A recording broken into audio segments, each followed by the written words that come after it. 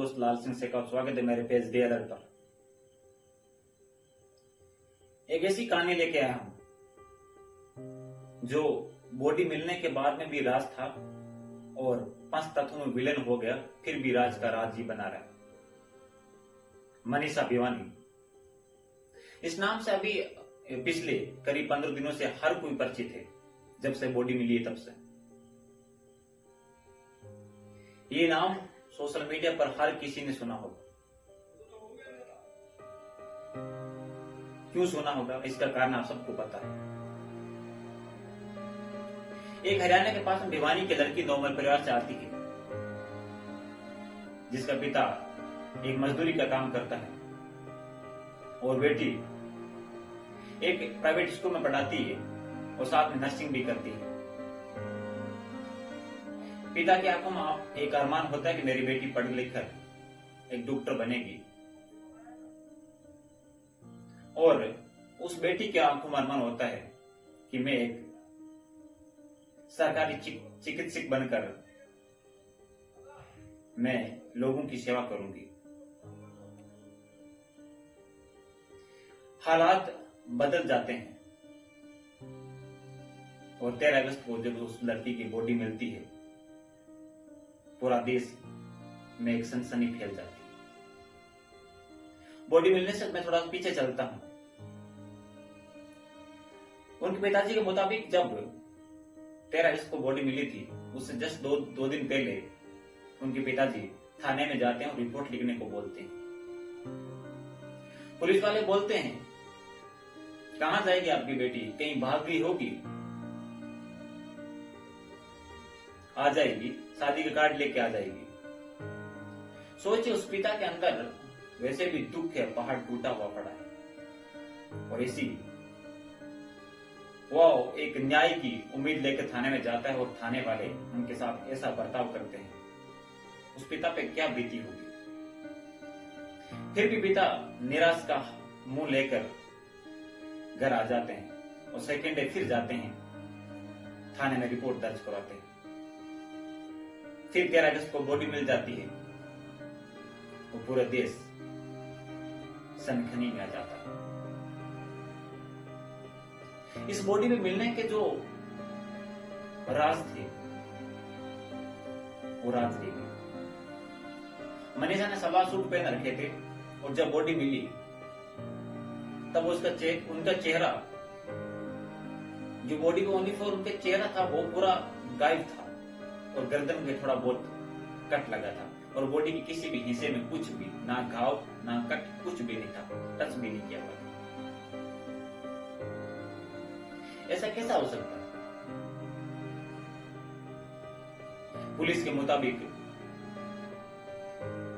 उन्होंने जहर खाया, कीटनाशक पदार्थ पीकर अपनी जान दे दी। मेरा सवाल यहां खड़ा होता है, मेरा नहीं, इस देश का सवाल खड़ा होता है। आज भी इनसाइड स्टोरी में पुलिस वालों को कुछ भी नहीं मिला। अगर मनीषा ने कीटनाशक पदार्थ पीकर जान दी है, तो वो कीटनाशक पदार्थ पीने वाला शीशी कहां गई, पुलिस को नहीं मिली। अगर मनीषा ने सुसाइड नोट लिखा है, पुलिस बोल रही है हमें को सुसाइड नोट उसकी बैग में मिल गया, तो मनीषा का मोबाइल क्यों नहीं मिला? यह भी अपने आप में बड़ा सवाल खड़ा होता है। यही नहीं, कहानी यहीं खत्म नहीं होती। जब 13 तारीख को बॉडी मिलती है, 13, 14, 15, 3 दिन वहां लाखों की तादाद में लोग खड़े रहते हैं, आंदोलन करते हैं। वो लोग 3 दिन दिन और रात भूखे प्यासे वहां उस परिवार के साथ न्याय की उम्मीद लेकर खड़े हैं। और देश के सीएम, हरियाणा के सीएम बोलते हैं हम हत्यारों को किसी भी सूरत में नहीं छोड़ेंगे, और यहां तक पुलिस वाले भी बोलते हैं हम कातिल को जल्द ढूंढेंगे। हरियाणा के सीएम किस कातिल की बात कर रहे थे और पुलिस किस कातिल की बात कर रही थी? फिर आता एक नया दौर, 17-18 तारीख को फिर पुलिस आती है, पुलिस बोलती है हमको सुसाइड नोट मिला है। अगर सुसाइड नोट मिला है तो ये बात पहले क्यों नहीं बोली? यहां तक कि वहां के जो चीफ मिनिस्टर है उनको भी पता नहीं था कि सुसाइड नोट मिला है। वो बड़े बड़े दावे कर रहे थे कि हम जल्द ही मनीषा के हत्यारा तक पहुंचेंगे, लेकिन नहीं। फिर उनका 3 बार पोस्टमार्टम होता है और अंत में जांच सीबीआई को दी जाती है। अब देखते हैं सीबीआई कितना न्याय करती है। सीबीआई ने न्याय निर्भया के साथ किया था, 12 साल लगे थे। उस मां को दर दर ठोकरें खानी पड़ी थी। यहां तक कि अदालत में उन लोगों ने चैलेंज मां को कर दिया कि तुम लोग मेरा कुछ नहीं बिगाड़ सकते। वो मां रोती रही और 6 आरोपियों में से एक आरोपी को बाहर कर दिया जमानत के तौर पर। अगर वो नाबालिग था तो बालिग होने का इंतजार क्यों नहीं किया? अपने आप में बड़ी बड़ी बातें करने वाले कभी इस बातों में गौर करना। सरदार वोलकर की बात करूं, अवताप होने वाले जिसने 35 टुकड़ों में बांट दिया, काट दिया, कुछ हुआ? आज उस बात को 5-6 साल होने लग रहे। नहीं। 2 दिन पहले निकिता उर्फ निक्कू, उसके पति ने, रोहित ने ज्वलनशील पदार्थ डाल के उसको जला दिया। क्या कुछ हुआ?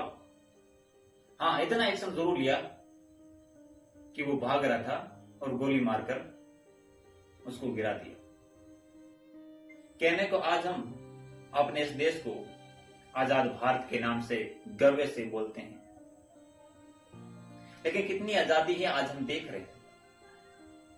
हालात ये है, आज अपनी बहन अकेली गली से गुजर नहीं सकती है। हालात ये है, अकेली वो शहर नहीं जा सकती है। उसे किसी जानवर या भेड़िए से खतरा नहीं है, उसे खतरा है इंसानी रूप में आई हुई जानवर और भेड़ियों से। मेरे देश के भावी माननीय प्रधानमंत्री जी नरेंद्र मोदी जी से एक रिक्वेस्ट है, क्यों इस देश के कानून में एक बदलाव लेके आए और जो इंसानी रूप में भेड़िए घूम रहे हैं